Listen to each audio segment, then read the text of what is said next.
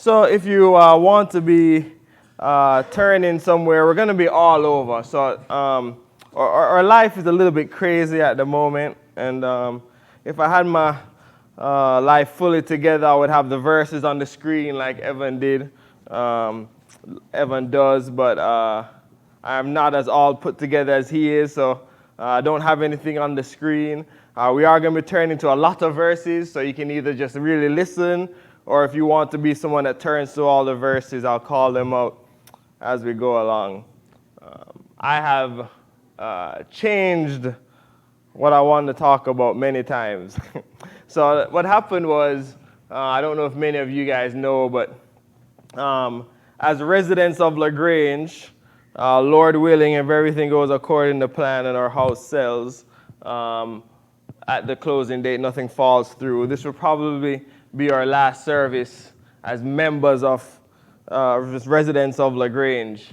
And so Evan said, hey, do you want to preach before you guys sell your house? And I said, sure. And then he told me what the best date was, and I could make that work. And I really thought about what I wanted to talk about. You know, initially, I was like, let's talk about heaven. You know, because no matter what happens, we are confident that we will all return and be with each other again there. I thought that might be appropriate. But then I've had a lot of things on my heart, and I've been praying about it. And then I ended up deciding to talk about grace. I think grace fits with Evan's theme, and I think grace is an important thing for us all to remember. And so that's what we are going to talk about today. But before I begin, my wife and I do want to make sure that we say this. I don't remember how many years we've been at Broad Street, but I do know that Broad Street was what we needed when we needed it. At the time, we were going to a different church. Some of you may know that. And we needed something a little bit different. We needed a bit more, I think. Hopefully our old church doesn't listen to this. But Broad Street provided many of the things that we were looking for. And so I think both my wife and I can confidently say we have no regrets from coming to Broad Street, that we have grown as a family from being here. There are many people here that we will respect and remember for a long time. I thought about calling specific people. I was like, that's a bad idea, because then you offend the people you don't call out. So, but there are some people here who, everybody has been great, but there are definitely people here who I think have affected me eternally, and that's something that I appreciate very much.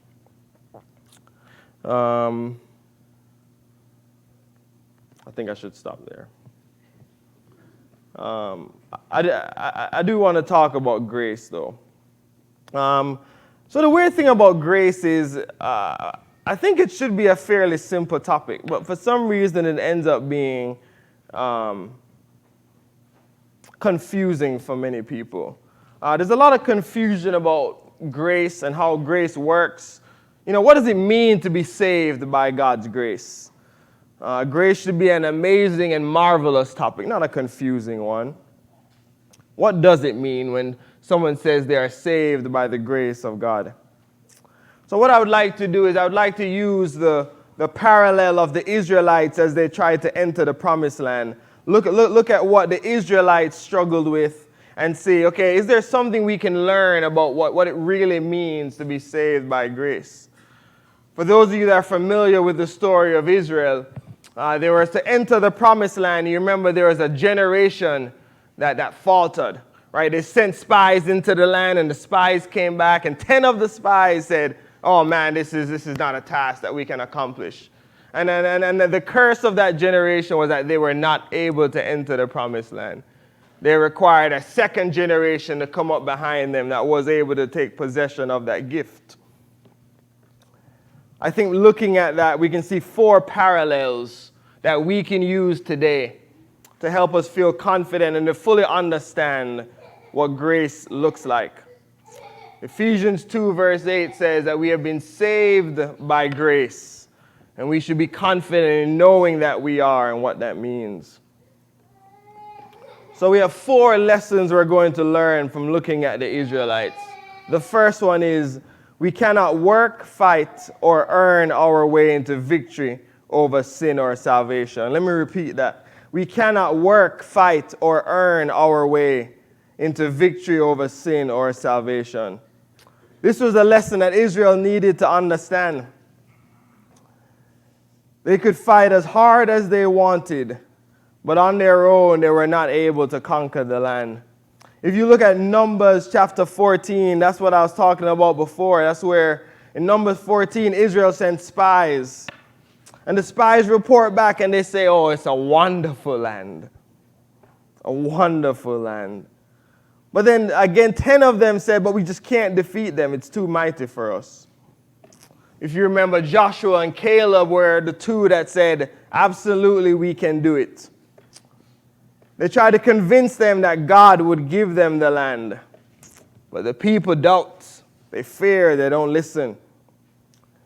And so God's response was to force them to wander for 40 years in the wilderness. At the end of Numbers chapter 14 in verse 39, it says there, when Moses told these words to all the people of Israel, the people mourned greatly. And they rose early in the morning and went up to the heights of the hill country, saying, here we are. We will go up to the place that the Lord has promised, for we have sinned. But Moses said, why now are you transgressing the command of the Lord, when that will not succeed? Do not go up, for the Lord is not among you, lest you be struck down before your enemies. For there the Amalekites and the Canaanites are facing you, and you shall fall by the sword. Because you have turned back from following the Lord will not be with you. But they presumed to go up to the heights of the hill country, although neither the ark of the covenant of the Lord nor Moses departed out of the camp. Then the Amalekites and the Canaanites who lived in that hill country came down and defeated them and pursued them even to Hormah. They are defeated. But why are they defeated? Well, because once they had sinned and God said, okay, this is not something that you can do anymore, the people still try to go up and do it anyway. But because God is not with them, they are defeated. They thought they could do it without God. They thought they could do it on their own. It's interesting that Moses says in that verse I just read, if you go, you cannot win. They thought they were strong enough on their own without Yahweh, Jehovah God. There was no way they could work, fight, or earn their own victory. Ephesians chapter 2 that I referred to earlier, verses 8 and 9.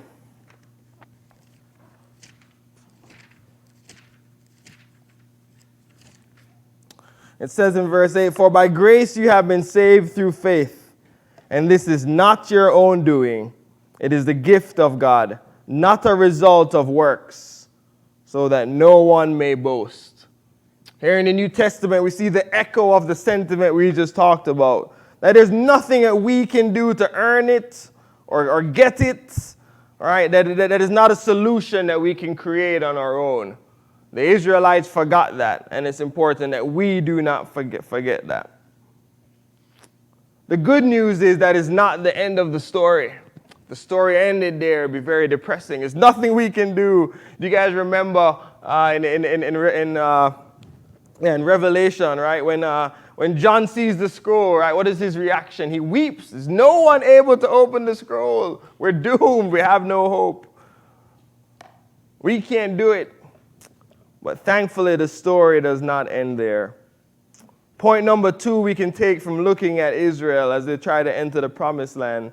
God has won the victory for us already. We can't work, earn, or fight our way into victory, but God has already done that for us. Again, if we go back to the book of Numbers to look at the Israelites, there's an interesting phrase that we see over and over and over again. The first time we see it is in Numbers chapter 20 and verse 12, where the Lord said to Moses and Aaron, because you did not believe in me to uphold me as holy in the eyes of the people of Israel, therefore you shall not bring this assembly into the land that I have given them. It's a very interesting phrase there where God says, I have already given them the land. Later in the chapter, he repeats that phrase. He says, the land that I have given. Numbers chapter 27 and verse 12, he says it again. See the land that I have given. Over and over again. Again in Deuteronomy chapter 12, God says there in verse 1, these are the statutes and rules that you shall be careful to do in the land that the Lord, the God of your fathers, has given you to possess all the days that you live on the earth. That is not the last time. The interesting thing is he says it again in Deuteronomy 32 in reference to the first generation that did enter and the second generation that did not. In Deuteronomy, I meant Numbers 32, starting in verse 7. It says, why will you discourage the heart of the people of Israel from going over into the land that the Lord has given them? So talking there to the second generation, right? The Lord has already given it to you. But then he goes on and says, your fathers did this when I sent them from Kadesh Barnea to see the land. For when they went up to the valley of Eshcol and saw the land, they discouraged the heart of the people of Israel from going into the land the Lord had given them. That's a critical verse. Because the first time he says it, he's talking to the generation that's going to get into the promised land. And he says, the Lord has given it to you. But then he goes and talks about their fathers, the generation that didn't enter. And he still said, even though you didn't enter, the Lord gave it to you. Does everybody understand why that's critical? Even whether or not they took advantage of it, it was given to them. Right? So whether you take advantage of it or not, it's given to you. It's important that we understand that. And I'm not going to go on to the rest of them. He says it again in Deuteronomy chapter 9. God has given you the land. Over and over again, God says, I have already won the victory. Whether or not the people do what he says to take advantage of it, the victory is done. It's complete. We couldn't do it, but he has done it. We see this in Hebrews chapter 9. In verse 23, a very powerful verse for us to remember. Thus it was necessary for the copies of the heavenly things to be purified with these rites. But the heavenly things themselves, the better sacrifices than these. For Christ has entered, not into holy places made with hands, which are copies of the true things, but into heaven itself, now to appear in the presence of God on our behalf.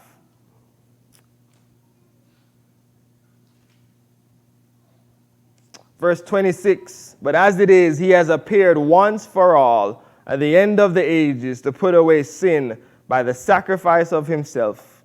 And just as it is appointed for man to die once, and after that comes judgment, so Christ, having been offered once to bear the sins of many, will appear a second time, not to deal with sin, but to save those who are eagerly waiting for him. Christ won the victory for us on the cross. Whether or not we choose to take advantage of it, the land has been given. It is ours to take advantage of. We could not do it, but Christ, the Son of God, won the victory for us. He put sin away. He did that, and we must praise the Lord for that. Number 3, we must go and take possession of the victory, the salvation God has given us.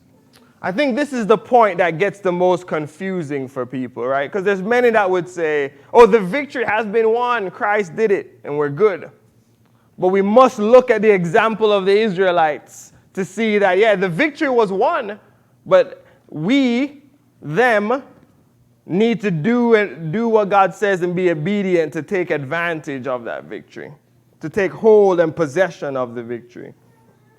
In Deuteronomy chapter 9, that's the verse that I referenced earlier without reading, but I do want to read it here to make this point.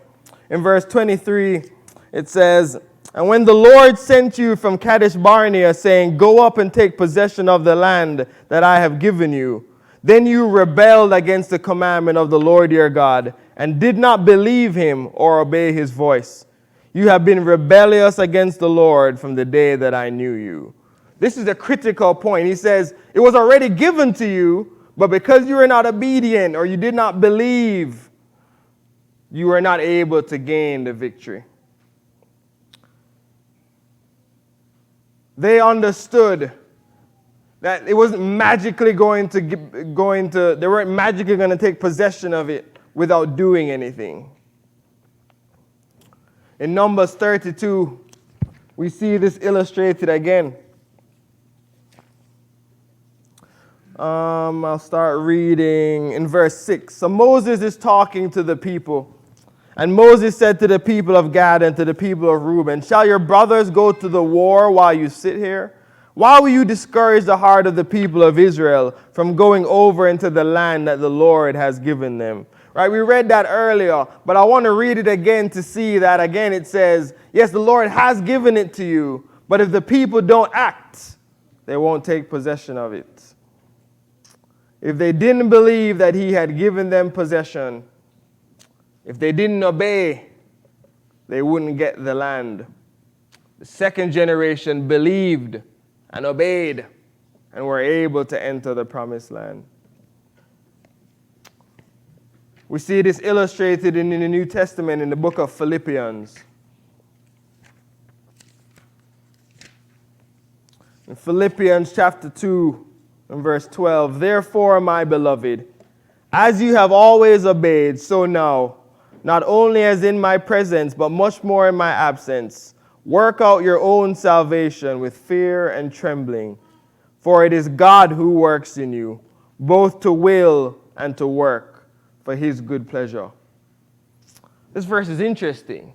It says, work out your own salvation, but why? It says, because God works within you. We work because God has already worked.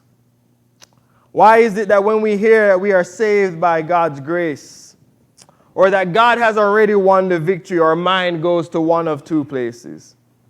Either some people say, oh, if God has won it, I don't have to do anything, I'm good. Or other people will say, oh, I can't say God has already won it, because if I say that, then I'm admitting I don't have to do anything. Neither of those are correct. Paul says here in Philippians, because God has already won it, we also must act. Because God is at work within me, what I do matters. My obedience matters. If God had not won the victory, if he wasn't at work, then nothing I do would matter. Salvation would be impossible.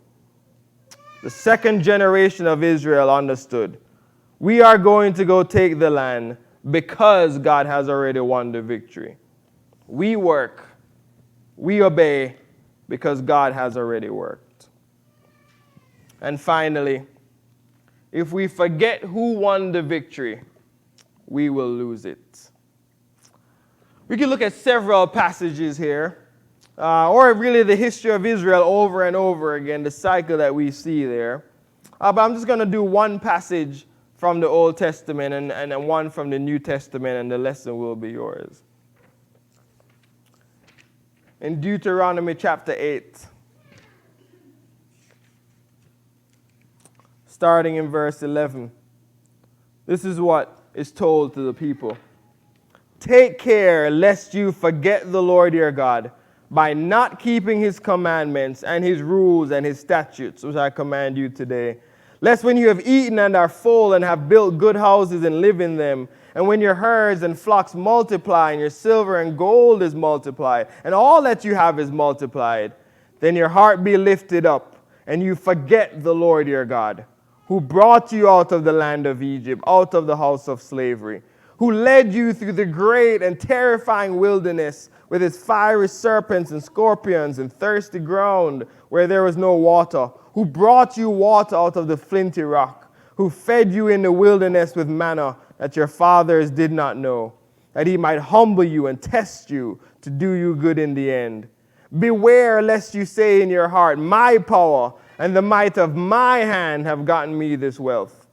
You shall remember the Lord your God, for it is he who gives you power to get wealth, that he may confirm his covenant that he swore to your fathers, as it is this day.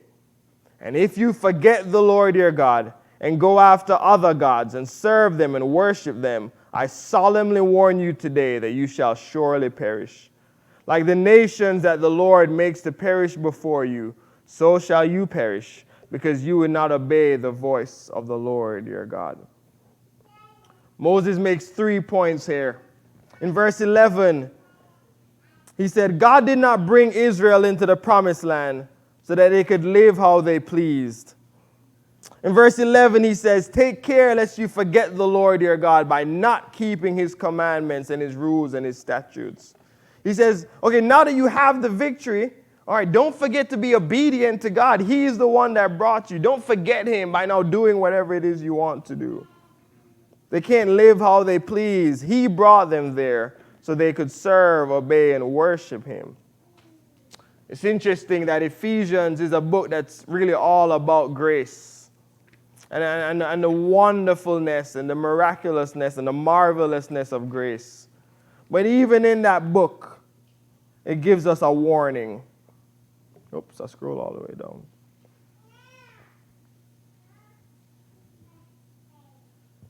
In Ephesians chapter 2, for the sake of time, I'm not going to read it.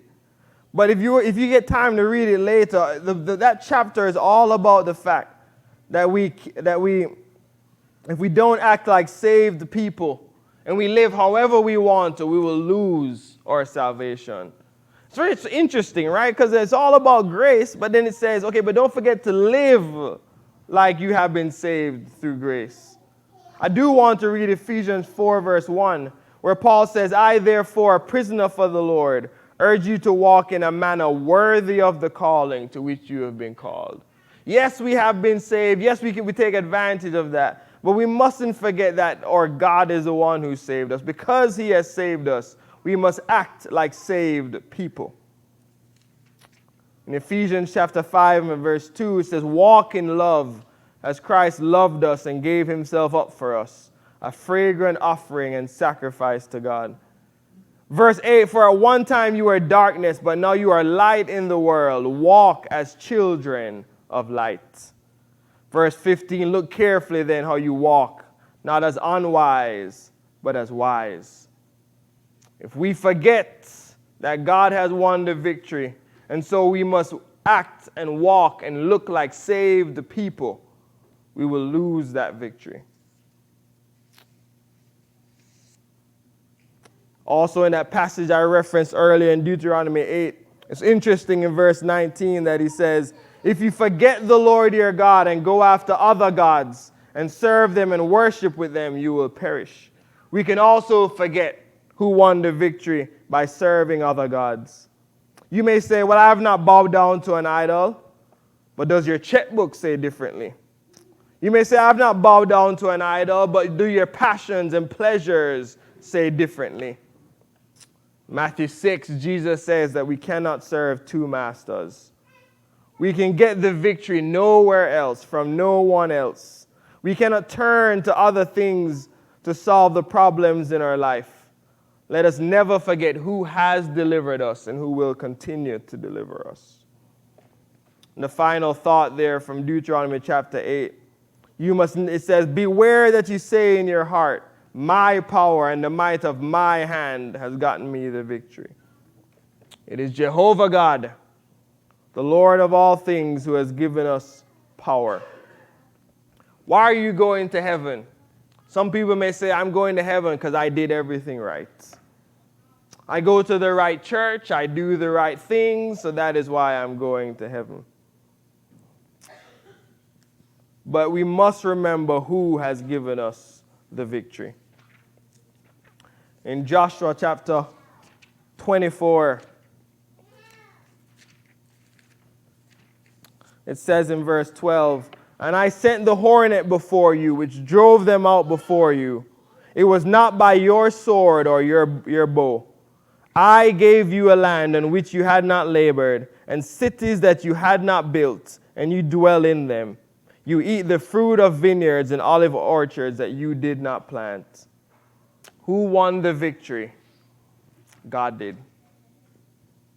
The final verse comes from Titus chapter 3. 3.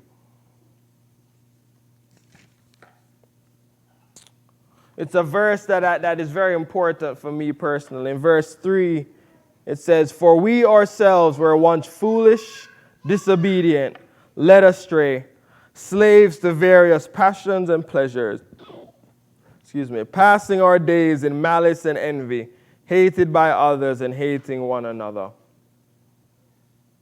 For we ourselves were once foolish, disobedient, led astray." If we don't see ourselves in this passage, I fear that we do not understand the victory that has been won for us. I don't know that there's anyone that can say they were never in this state. It's interesting that it says we ourselves were once these things. So what's the difference? The King is the difference. The difference between me then and me now is Jesus Christ. And we must never forget that.